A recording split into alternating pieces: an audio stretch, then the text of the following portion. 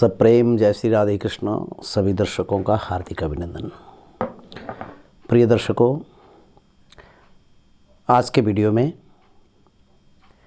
मैं उस अति महत्वपूर्ण विषय पर प्रकाश डालने जा रहा हूं, जिसके बिना हमारे 6 धार्मिक कार्य सफल नहीं माने जाते। कौन कौन से हैं? शास्त्र कहता है, स्नाने होमे जपे दाने स्वाध्याये पितृकर्मणि करो सदर्भौ कुर्वीत तथा संध्या विवादने। प्रयोग पारिजात नामक ग्रंथ है, उसमें लिखा गया है स्नान के समय, तीर्थ आदि में जो स्नान हम करते हैं उसकी बात है, नित्य स्नान में नहीं। तीर्थ में स्नान करते समय, गंगादि यमुनादि तीर्थों में स्नान करते समय, होम माने हवन करते समय, जप करते समय, दान करते समय, स्वाध्याय करते समय और श्राद्ध करते समय, इन 6 कर्मों में यदि कुशा हाथ में न हो, पवित्री धारण न की हो, तो वह कार्य निष्फल हो जाता है। दूसरा कहते हैं, उदकेन बिना पूजा बिना दर्भेण या क्रिया आज्येन च बिना होमम फलम दास्यन्ति नैव ही।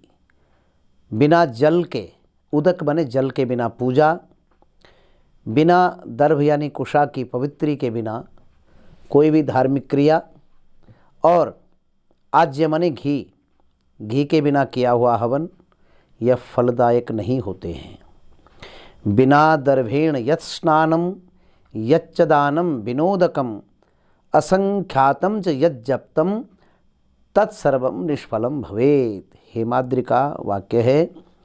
बिना दर्भ यानी कुशा के जो स्नान किया जाता है, बिना जल के जो दान का संकल्प किया जाता है, और बिना संख्या के जिस मंत्र का, काम्य मंत्र का जाप किया जाता है, वह सब निष्फल हो जाता है। यहाँ ध्यान देने का विषय है कि जो हम भगवान नाम का जाप करते हैं, श्वास श्वास पर हरि भज कृष्ण भज वृथा श्वास मत खोए, उसके लिए नहीं। जो काम्य मंत्र हैं अथवा किसी कामना विशेष के लिए जो अनुष्ठान किया जाता है, अथवा नवग्रह आदि के मंत्र हैं, अथवा कोई पुरस्चरण किया जाता है, उसके लिए बिना संख्या में किया हुआ जप निष्फल हो जाता है। कुश स्थाने जो दुर्वास्य हो, अगर कुशा सुलभ नहीं है, उसके स्थान पर दुर्वा का प्रयोग आप कर सकते हैं। कुशा हो तो सर्वश्रेष्ठ है, यदि अभाव हो, सुलभ न हो, अप्राप्य हो, तो पद्म पुराण के सृष्टि खंड के अध्याय 46वें के 34 और 35वें श्लोक में क्रमशः कहा गया है कुशा कितने प्रकार की होती है। कुशः काशस्तथा दुर्वाः यव पत्राणि व्रीहयः बल्वजः पुंडरीकाश्च कुशा सप्त प्रकृतितः।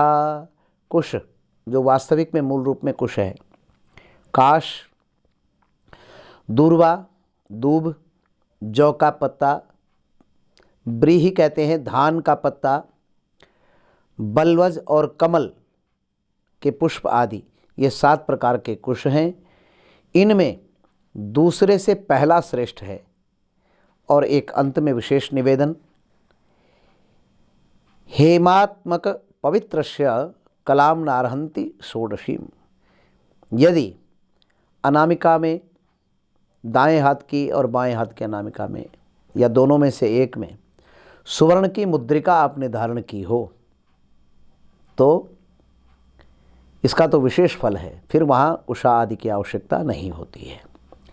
लेकिन सुवर्ण मुद्रिका वो गोल छल्ला मात्र हो, उसमें किसी प्रकार का कोई आकृति न हो, कोई डिजाइन न हो। तो इस छोटे से वीडियो में मैं आपसे निवेदन करना चाहता हूँ कि काले तिल, शहद, चंदन, गोपी चंदन, तीर्थों का जल, गंगा का जल, तुलसी दल, दूर्वा, कुशा, ये शहद, ये प्रत्येक घर में, प्रत्येक गृहस्थ के यहाँ हर समय प्रस्तुत होने चाहिए, ऐसा शास्त्रकारों का मत है।